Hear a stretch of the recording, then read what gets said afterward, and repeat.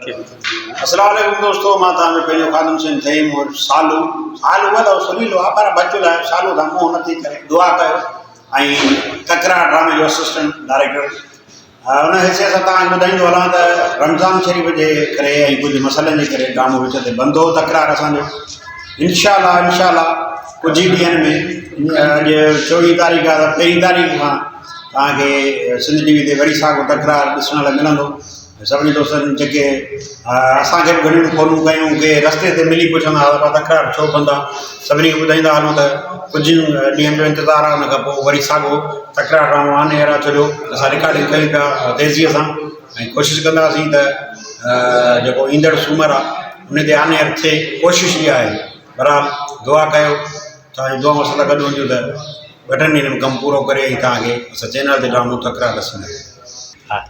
ऐं हिकिड़ो ॿियो तव्हांखे ॿियो बि रीज़न ॿुधाईंदो हलां ड्रामो जो बंदि हुजण जो त असल में असांजो जेको सरदार नवाणी जेको अकबर जो किरदारु थो करे उहो ऐं असगर चौधरी जेको डायरेक्टर आहिनि ड्रामे जो ऐं बहार जो किरदारु थो करे, इहे पाण में हिकिड़े ॾींहुं रमज़ान जी मुंहिंजे ख़्याल में 15 रोज़ो ऐं इहा जेका इफ़्तारी थींदी आहे उन टाइम ते विड़ी पिया जुलेबी था विड़िया या छा था विड़िया उन ते विड़ी पिया। सरदार नवाणी जा हथ हिनजे असगर जे चौधरी वारनि में पइजी विया ऐं हुननि जे हथनि में का लॻी जेका हुनखे बि विसरी वियो ऐं हथ सफ़ा चंबड़ी पियसि।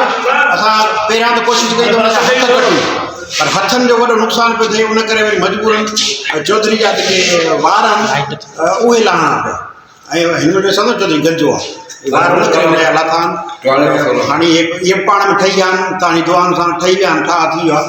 बसि कुझु ई ॾींहंनि में ड्रामो तव्हां ॾिसंदो तकरार सिर्फ़ु ऐं सिर्फ़ु सिंध टीवी ते। हा भाई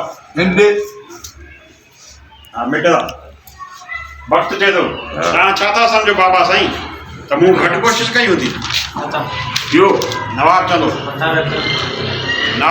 जेकर दरिया ख़ान मूं वटि हली थो अची ऐं पंहिंजी ग़लतियुनि जी माफ़ी घुरे थो त छा मां छोकिरी खे वापसि मोटाइण दरिया ख़ान खे आसिरो ॾियां? ॿियो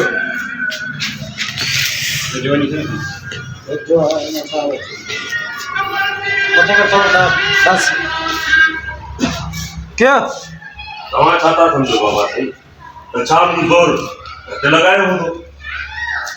दरियाल ख़ान जे कॾहिं मूं वटि ईंदी थो अचे ऐं पंहिंजी ग़लतियुनि जी माफ़ी थो वठे, छा मां छोकिरी वापसि करण दरिया ख़ान खे आसिरो ॾियां? हलो ओके लास्ट जो हा नवाब ठीकु आहे वक़्तु पुलिस खे मां रोके वठंदुसि पर जेसीं ताईं दरिया ख़ान खे बहावल पूरो नथो करे इन मसइले खे थधो थियणु न ॾिजां। ठीकु आहे वक़्तु पुलिस खे मां रोके वठंदुसि पर जेसीं ताईं दरिया ख़ान खे बहावल पूरो नथो करे इन मसइले खे थधो न थियणु ॾिजां। ओके क्या ठीकु आहे वक़्तु पुलिस खे मां थधो कयां पर जेसि ताईं छा आहे ठीकु आहे वक़्तु पुलिस खे मां रोके वठंदुसि पर दरिया ख़ान खे